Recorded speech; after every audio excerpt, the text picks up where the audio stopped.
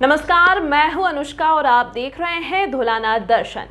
रंगों के पर्व के माध्यम से सामाजिक समरसता को नई मजबूती देने और सनातन संस्कृति के मूल्यों को जन जन तक पहुंचाने के उद्देश्य से 1 मार्च को सरधना मेरठ में भव्य होली मिलन समारोह का आयोजन किया जा रहा है।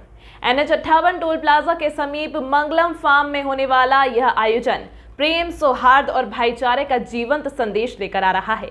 आयोजन समिति के वरिष्ठ सदस्य और MGR इंडस्ट्रियलिस्ट एसोसिएशन के उपाध्यक्ष धीरज तोमर के अनुसार यह समारोह सनातन परंपरा के अनुरूप सांस्कृतिक प्रस्तुतियों के माध्यम से समाज को जोड़ने का प्रयास है, जहां रंग केवल उत्सव नहीं बल्कि एकता का प्रतीक बनेंगे।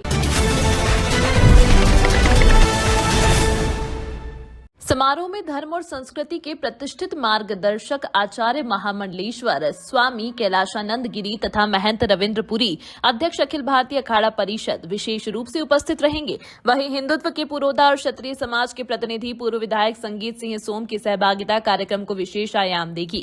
कार्यक्रम में कवि सम्मेलन, फूलों और रंगों की होली के साथ साथ सांस्कृतिक प्रस्तुतियां होंगी जो सनातन संस्कृति की जीवंतता को मंच पर साकार करेगी। आयोजन के प्रचार प्रसार हेतु क्षेत्र में व्यापक जनसंपर्क किया गया है और होर्डिंग बैनर लगाए गए हैं। धीरज तोमर ने बताया कि क्षेत्रवासियों से अधिक संख्या में पहुंचकर इस सांस्कृतिक महोत्सव को सफल बनाने की अपील की है। समाज सेवी धीरज तोमर बताते हैं कि रंग, राग और रस के संग यह होली मिलन समारोह न केवल उत्सव है बल्कि सामाजिक समरसता और सांस्कृतिक चेतना का सशक्त संदेश भी है। सदन विधानसभा में होली मिलन समारोह संगीत सोम द्वारा जो कराया जा रहा है, आपने होर्डिंग भी लगाए हैं, क्या कहना चाहिए? सभी को नमस्कार।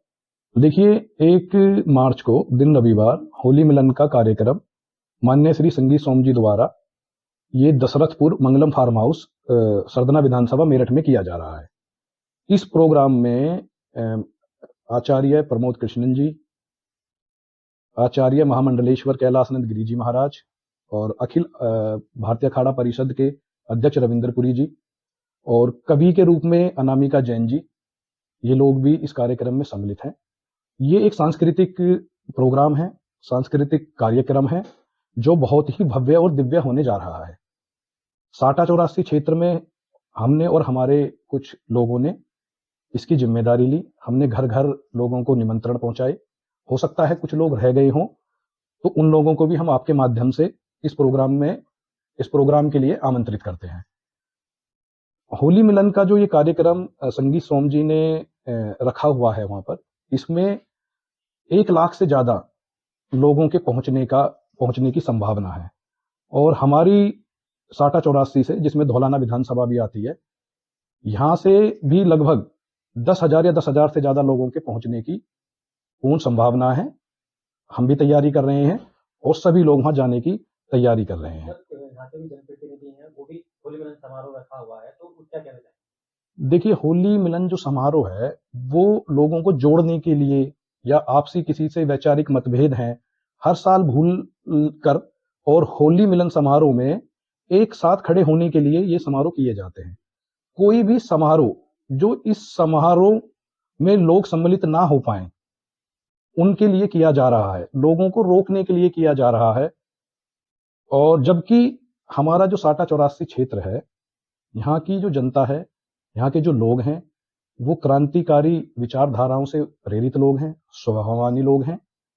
अधिकांशतः लोगों के पास निमंत्रण पहुंच चुके हैं जो मेरठ में होली मिलन समारोह होने जा रहा है और लोग यहाँ ज्यादा से ज्यादा संख्या में, 10,000 से ज्यादा संख्या में वहाँ लोग पहुंचेंगे। 1 तारीख में जो है होली मिलन समारोह है, 1 ही तारीख में यहाँ धौलाना साटा-चौरासी में एक अपील की गई UCG को लेकर विरोध के लिए, तो उसके लिए क्या कहना चाहेंगे? लोग अगर होली मिलन समारोह में जाएंगे और UCG का विरोध किस तरीके से करते हैं? देखिए, UGC 2026 एक्ट के बारे में मैंने पहले भी सोशल मीडिया के माध्यम से इसका विरोध किया है, क्योंकि UGC एक्ट 2026 सीधा संविधान के आर्टिकल 14, 15, 16, 19 इनका उल्लंघन करता है। इसीलिए माननीय सर्वोच्च न्यायालय ने इस पर रोक भी लगा दी है और जो लोग UGC के खिलाफ प्रदर्शन कर रहे हैं वो उसका कारण समझिए। देखिए, इस कानून से किसी भी वर्ग को, किसी भी जाति को, SC, ST, OBC या कोई और भी वर्ग है, किसी को भी ना तो रोजगार के अवसर बढ़ने वाले हैं, ना कोई प्रमोशन में उनको मदद मिलने वाली है। इससे केवल जातीय द्वेष जो लोगों के मध्य है वो पैदा होगा।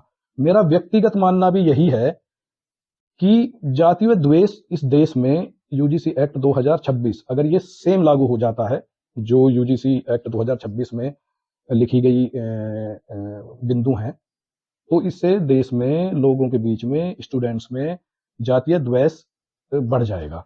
और देखिए कॉलेज में हम भी रहे हैं, कॉलेज में जो लोगों का ग्रुप बनता है वो रुचि के हिसाब से बनता है, जाति या वर्ग या किसी भी अन्य चीज के हिसाब से नहीं बनता है। मेरा मानना भी ये है कि जो हमारा जनरल कैटेगरी के जो लोग हैं वो इस कानून के बिल्कुल खिलाफ हैं।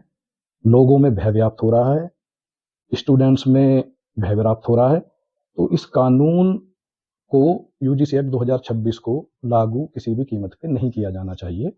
और हम भी जो भी संभव योगदान होगा इसके विरोध में हम वो करने को तैयार हैं और करते।